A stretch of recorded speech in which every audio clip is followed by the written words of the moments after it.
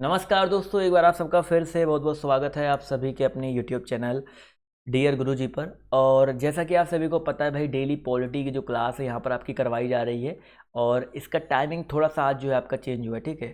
थोड़ा सा आपका जो चेंज हुआ है आपका टाइमिंग, तो ये फिर यहाँ पर जो ये चीज़ याद रखिएगा। तो यहाँ पर चेंज क्या हुआ है कि डेली 8 बजे होता था, अब जो है आपका ये 7:30 बजे आज मैंने दिया है। और डेली अब आप मान के चलिए इसी टाइम पे आपकी जो क्लास है चलने वाली है। तो दोस्तों आज की इस क्लास में पार्ट नंबर शायद 5 है पॉलिटी का। तो आज की जो इस क्लास में हम लोग जो है बेसिकली पढ़ने वाले हैं क्या चीज़, राज्य के नीति निर्देशक तत्वों के बारे में, ठीक है। बहुत ही इंपॉर्टेंट पॉइंट है और बहुत छोटा सा वीडियो आपका होने वाला है। काफ़ी लोग कहते हैं सर बहुत बड़ा बड़ा वीडियो हो जाता है, तो छोटा छोटा वीडियो दिया करिए, ठीक है। अभी टाइम भी आपके पास है तो छोटा छोटा मैं वीडियो देता हुआ चलूँगा और जितने भी इंपॉर्टेंट चीज़ें आपको यहाँ पर मैं कवर करवाने का जो है प्रयास करूँगा। तो यहाँ पर जो राज्य के नीति निर्देशक तत्व हैं, यहाँ से जो भी आपकी चीज़ें बन सकती हैं वो मैं आपको कराऊंगा। अभी तक हम लोगों ने मूल अधिकार यानी कि अनुच्छेद जो है आपका 12 से लेकर 35 तक हम लोग पढ़ चुके हैं। स्टार्टिंग से लेकर 35 तक हम लोग बेसिकली पढ़ चुके हैं। तो आज हम लोग यहाँ पर नीति निर्देशक सिद्धांतों के बारे में पढ़ने वाले हैं, बिल्कुल डिटेल में जाएंगे। और जो भी चीज़ें इंपॉर्टेंट हो सकती है, जितने भी आपके 36 से लेकर के 51 तक, अनुच्छेद 36 से लेकर 51 तक आता है ना, तो यहाँ पर सबसे पहले नोट डाउन कर लो। अनुच्छेद 36 से लेकर के 51 तक राज्य के नीति निर्देशक तत्व, भाग नंबर कौन सा भाई, पार्ट नंबर आपका 4 है। तो ये सबसे इंपॉर्टेंट है, कई बार आपके पेपर में आ चुका है। कौन से भाग में भाई, पार्ट नंबर 4 में आता है, ठीक है। चलो अब स्टार्ट करते हैं क्लास को। बिल्कुल बहुत ही इंपॉर्टेंट जो पॉइंट बन सकते हैं वो जानते हुए चलेंगे। तो पहला पॉइंट आपका ये है कि भैया राज्य के नीति निर्देशक सिद्धांतों को भारतीय संविधान में शामिल किए जाने का उद्देश्य क्या था। इनका उद्देश्य बेसिकली था सामाजिक और आर्थिक लोकतंत्र को स्थापित करना, ठीक है। कल्याणकारी राज्य की संकल्पना का समावेश संविधान के किस भाग में किया गया है। तो भाई अगर आपके पेपर में ये क्वेश्चन आता है कि कल्याणकारी राज्य की संकल्पना का समावेश जो है राज्य के नीति निर्देशक सिद्धांतों में किया गया, भाग कौन सा, 4, मैंने अभी आपको बता ही दिया है। इसके बाद देखिए अगला पॉइंट क्या है भाई, भारतीय संविधान में किसके अंतर्गत पंचायती राज प्रणाली की व्यवस्था की गई है। तो देखिए ये जो क्वेश्चंस मैं आपको स्टार्टिंग में करवाता हूँ ना, ये वेरी इंपॉर्टेंट क्वेश्चंस होते हैं जो कि आपके पेपर में डायरेक्टली इस सिद्धांत से या इस अनुच्छेद से पूछे जा चुके हैं।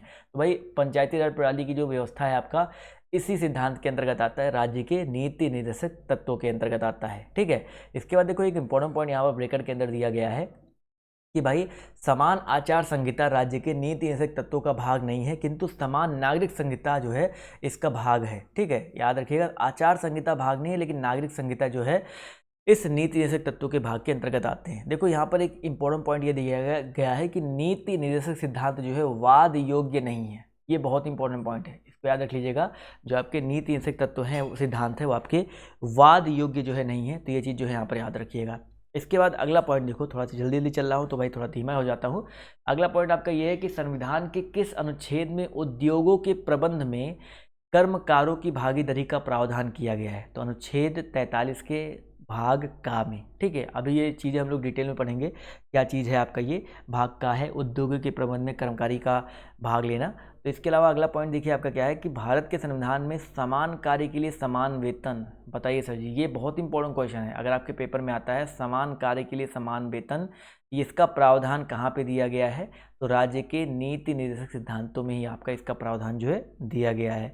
इसके अलावा ये भी आपका इंपॉर्टेंट पॉइंट ये बनता है कि पुरुषों और स्त्रियों दोनों के लिए समान कार्य के लिए समान वेतन जो है आपके इसी सिद्धांत के अंतर्गत आता है, राज्य के नीति निर्देशक सिद्धांत के अंतर्गत ही आपका ये आता है। इसके अलावा अभी मैंने आपको बताया 36 से 51 तक तो आता ही आता है। यहाँ पर पॉइंट क्या दिया गया है कि राज्य की जो नीति निर्देशक सिद्धांत हैं उनमें कौन सा अनुच्छेद अंतर्राष्ट्रीय शांति और सुरक्षा के संवर्धन से संबंधित है, तो आपका अनुच्छेद 51। बहुत इंपॉर्टेंट क्वेश्चन आपका यहाँ पर ये है कि अगर पेपर में आता भाई राज्य के नीति सिद्धांतों में कौन सा जो अनुच्छेद है अंतर्राष्ट्रीय शांति सुरक्षा के संवर्धन से संबंधित है, तो आपको याद रखना भाई अनुच्छेद 51 नंबर जो आपका है। और अगला पॉइंट देखिए आपका ये है कि भैया जो राज्य के नीति निर्देशक सिद्धांत है एक ऐसा चेक है जो बैंक की सुविधा अनुसार अदा किया जा सकता है। ये कथन किसका है, तो भैया के.टी. शाह ने, के.टी. शाह का ये भैया कथन कहा गया है कि राज्य के नीति सिद्धांत एक ऐसा चेक है जो बैंक की सुविधा अनुसार जो है अदा किया जाता है, ठीक है। तो ये तो कुछ इंपॉर्टेंट पॉइंट्स हो गए भाई राज्य के नीति सिद्धांतों से।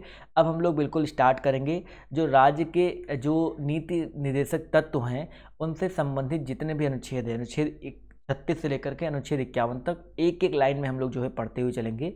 बहुत ही मतलब डिटेल में नहीं, बिल्कुल एक एक लाइन जो है पढ़ते हुए चलेंगे। जान लो भाई क्या होता है, एक नज़र बस आप लोग डाल लो। तो अनुच्छेद 36 सबसे पहले क्या भाई आपका अनुच्छेद 36 ही है, तो एक थोड़ा सा बड़ा कर दो भाई साहब। चलिए 1 मिनट, यहाँ पे आ गया। तो अनुच्छेद 36 की अगर हम बात करते हैं तो अनुच्छेद 36 क्या है, इसमें क्या दिया गया, तो 36 यहीं से स्टार्टिंग होती है भाग 4 की। तो नीति निर्देशक तत्वों के संदर्भ में राज्य की परिभाषा, क्या भाई अनुच्छेद 36 नीति निर्देशक तत्वों के संदर्भ में राज्य की परिभाषा है। अनुच्छेद 37 क्या कहता है, न्यायालय द्वारा प्रवर्तनीय ना होना, ठीक है, न्यायालय द्वारा प्रवर्तनीय ना होना, ये बहुत इंपॉर्टेंट पॉइंट है आपका, याद रखिएगा। अनुच्छेद 37 में आपका क्या दिया गया, राज्य के नीति निर्देशित तत्वों का न्यायालय द्वारा प्रवर्तनीय जो है आपका ना होना। 38 क्या कहता है भाई, देखिएगा, लोक कल्याण की अभिवृद्धि के लिए सामाजिक व्यवस्था बनाना। अनुच्छेद 38 क्या कहता है भाई, लोक कल्याण की अभिवृद्धि के लिए सामाजिक व्यवस्था बनाना। अनुच्छेद 38 का भाग 2 देखिए क्या कहता है, समझिएगा। अनुच्छेद 38 का भाग 2 आपका क्या कहता है कि आय की असमानताओं को कम करने का प्रयास करना। जो आय में असमानता है उसको कम करने का प्रयास जो है अनुच्छेद 38 के भाग 2 में दिया गया है, ठीक है। इसके अलावा 39 देखिए, बहुत ही इंपॉर्टेंट है, बहुत ही इंपॉर्टेंट क्वेश्चन आपका ये पॉइंट है। अनुच्छेद 39 में ही कहा गया है कि निःशुल्क विधिक सहायता उपलब्ध, जो विधिक सहायता है उसको कैसे उपलब्ध कराना, निःशुल्क, बिना किसी शुल्क के उपलब्ध कराना, अनुच्छेद 39 के का में दिया गया है। और 39 के खा में क्या है भाई, समुदाय के भौतिक संसाधनों का स्वामित्व व नियंत्रण इस प्रकार हो जिससे सामूहिक हितों की सर्वोत्तम रूप से में प्राप्ति हो सके, ठीक है। यानी कि जो समुदाय है उनके जो भौतिक संसाधन हैं उनका स्वामित्व, यानी कि उन पर जो मालिकाना हक होता है या जो उनका कंट्रोल होता है, नियंत्रण होता है, वो इस प्रकार हो जिससे जो सामूहिक हित है उसकी सर्वोत्तम रूप में प्राप्ति हो सके। अनुच्छेद 39 के खा में दिया गया है। इसके बाद हम बात करते हैं घा के बारे में। तो अनुच्छेद 39 के घा में क्या दिया गया, ध्यान से देखिएगा, पुरुषों व स्त्रियों दोनों को समान कार्य के लिए समान वेतन। अभी मैं आपका देखिए पेपर में मेन ये नहीं पूछेगा भाई 39 में बताओ क्या है, तो आपके पेपर में आ सकता है कि राज्य के नीति निर्देशक तत्वों के अंतर्गत आता है क्या, मतलब ये जो है किसके अंतर्गत आता है, तो आपको बताना है भाग 4 में नीति निर्देशक तत्वों के अंतर्गत आता है। अब यहाँ पर ये भी आप पढ़ चुके हो कि 39 के घा में है, तो ये भी याद रखिएगा।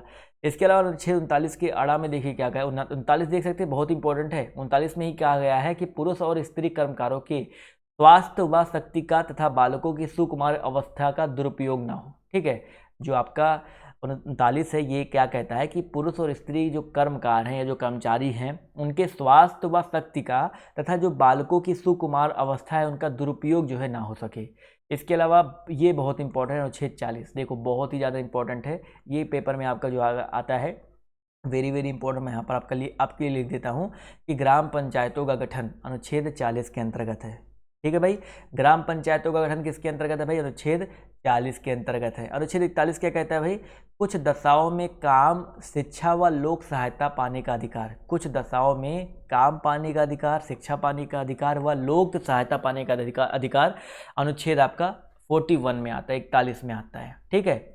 इसी तरह 42 यहाँ पर देखिए क्या कहता है कि एक काम की न्याय संगत व मानवोचित दशाएं तथा प्रसूति सहायता। प्रसूति आप लोग समझते हैं ना क्या होता है भाई, तो यहाँ पर काम की न्याय संगत व मानवोचित दशाएं या मनोवोचित दशाएं तथा प्रसूति सहायता। इसके अलावा 43 नंबर क्या कहता है, देख सकते हैं ये जो भाग 4 बहुत इंपॉर्टेंट है, देख सकते हैं कितनी इंपॉर्टेंट चीज़ें आपको यहाँ पर देखने को मिल रही है। कर्मकारों के लिए निर्वाह मजदूरी आदि, अनुच्छेद 43 में जो कर्मचारी होते हैं, कर्मकार होते हैं, उनके लिए निर्वाह मजदूरी आदि की जो आदि का जो वर्णन है आपका अनुच्छेद 43 में देखने को मिल जाएगा। इसके अलावा अनुच्छेद 43 का की अगर हम बात करते हैं तो 43 का में देखिए क्या दिया गया है, उद्योगों, ध्यान से देखिए भाई, उद्योगों के प्रबंध में कर्मकारों का भाग लेना, ठीक है। जो उद्योग है उनके प्रबंधन में जो कर्मचारी हैं उनका भाग लेना, ये 43 के का में दिया गया है। 43 के खा क्या कहता है भाई, सहकारी समितियों के स्वैच्छिक गठन, जो भी सहकारी समितियाँ हैं उनका आप स्वैच्छिक गठन कर सकते हैं। स्वायत्त संचालन, लोकतांत्रिक नियंत्रण तथा व्यावसायिक प्रबंधन को बढ़ावा देना, ये किसमें भाई 43 नंबर के भाग खा में दिया गया है।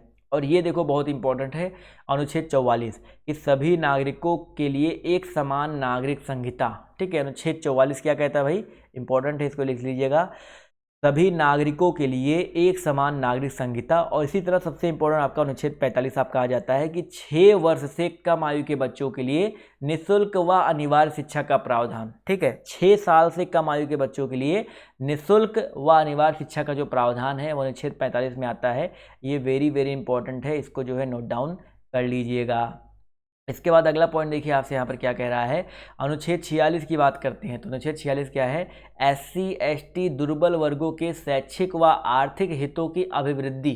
तो 46 नंबर क्या कहता है भाई, जो SC ST है या जो दुर्बल वर्ग है उनके शैक्षिक व आर्थिक हितों की जो अभिवृद्धि है वो अनुच्छेद 46 में दिया गया है। इसके बाद 47 48 देखिए, 47 से लेकर के आपका जो 50 तक है ये वेरी वेरी स्पेशली 47 और 48 तो सबसे ज़्यादा इंपॉर्टेंट है कि भाई क्या दिया गया, ध्यान से देखोगे कई बार पेपर में आपका आ चुका है, मैं बता भी चुका हूँ कि पोषातर स्तर और जीवन स्तर तथा लोक स्वास्थ्य सुधार तथा हानिकारक नशीले पदार्थों के उपभोग पर प्रतिबंध। देख सकते हैं बेसिकली आप ये समझो कि नशीले पदार्थों के उपभोग पर जो प्रतिबंध लगाया गया है जो आपके स्वास्थ्य के लिए हानिकारक हो सकते हैं वो आपका अनुच्छेद 47 में दिया गया है, ठीक है। और इसी तरह अनुच्छेद 48 की अगर हम बात करते हैं तो इसी में भाई गाय बछड़ा अन्य दुधारू पशुओं के वध पर प्रतिबंध है और उनकी नस्लों में सुधार के प्रयास भी हैं, ठीक है। इसी तरह अनुच्छेद 48 का जो अगला भाग है उसी में क्या दिया गया है, कृषि और पशुपालन में आधुनिक और वैज्ञानिक प्रणालियों का उपयोग दिया गया और अनुच्छेद 48 के काम ही पर्यावरण का संरक्षण संवर्धन और वन्य तथा वन्य जीवों की रक्षा दी गई है। तो ये दो जो आपका है अनुच्छेद 48 ये वेरी वेरी इंपॉर्टेंट है। इसको शायद मैंने एक क्वेश्चन जब आपको पढ़ा रहा था तो ये क्वेश्चन आपका एक बार मिल चुका है, अनअकैडमी पे भी मैं आपको ये पढ़ा चुका हूँ, ठीक है। इसी तरह अगर हम अनुच्छेद 49 की बात करते हैं, ये भी बहुत संरक्षण से ही संबंधित है। अनुच्छेद 49 भी आपका जो है संरक्षण से ही संबंधित है। क्या है कि राष्ट्रीय महत्व के कलात्मक ऐतिहासिक अभिरुचि वाले जो स्मारक है, जो स्थान है या जो भी वस्तु हैं, जितने भी आपके ऐतिहासिक अभिरुचि वाले हैं जो भी आपके हो गए, उनका संरक्षण जो आपका अनुच्छेद 49 में दिया गया है। ये कई बार आपके पेपर में आ चुका है, अनुच्छेद 49 में ये दिया गया है। 51 और 50 देख लो, ये भी इंपॉर्टेंट है। 50 क्या कहता है, कार्यपालिका से न्यायपालिका का पृथक्करण। देख सकते हैं भाई, अगर आपके पेपर में आता है कार्यपालिका से न्यायपालिका का पृथक्करण कौन से अनुच्छेद में दिया गया, तो अनुच्छेद नंबर 50 में दिया गया है। और अंतर्राष्ट्रीय शांति और सुरक्षा की अभिवृद्धि जो है अनुच्छेद नंबर 51 में दी गई है। एक बार जो है आप लोग इस पूरे वीडियो को रिपीट करके जरूर देखिएगा। छोटा वीडियो मैंने इसलिए दिया है क्योंकि आज मैंने जो है ये जो राज्य के नीति निर्देशक तत्व हैं, जितनी भी चीज़ें यहाँ पर इंपॉर्टेंट बन सकती थी, मैंने यहाँ पर आपको कवर करने का प्रयास किया है। किस अनुच्छेद से लेकर किस अनुच्छेद तक आता है, कौन से भाग में आता है, ये मैंने आपको यहाँ पर बताने का प्रयास किया है, ठीक है। कल हम लोग पढ़ेंगे बहुत ही ज़्यादा इंपॉर्टेंट टॉपिक, जैसे मूल अधिकार पढ़ चुके तो मूल कर्तव्य पढ़ने वाले हैं, ठीक है। बहुत ज़्यादा बड़ा नहीं होगा मूल कर्तव्य भी, वो भी आपका ऐसे छोटा सा एक वीडियो आएगा। और मूल कर्तव्य से बहुत सारे क्वेश्चन आपके बनते हैं, तो वो जो है मैं आपको कल पढ़ाने वाला हूँ, ठीक है। तो आज का ये वीडियो कैसा लगा आप लोग कमेंट करके बताइएगा और अपने दोस्तों के साथ, अपने साथियों के साथ शेयर करने का प्रयास जो है जरूर कीजिएगा, जिससे वो लोग भी जो इस क्लास में जुड़ सकें। तो आज की इस क्लास में सिर्फ इतना ही। Weekly bye bye, take care, जय हिंद जय भारत। मिलते हैं आप सभी से नेक्स्ट वीडियो में।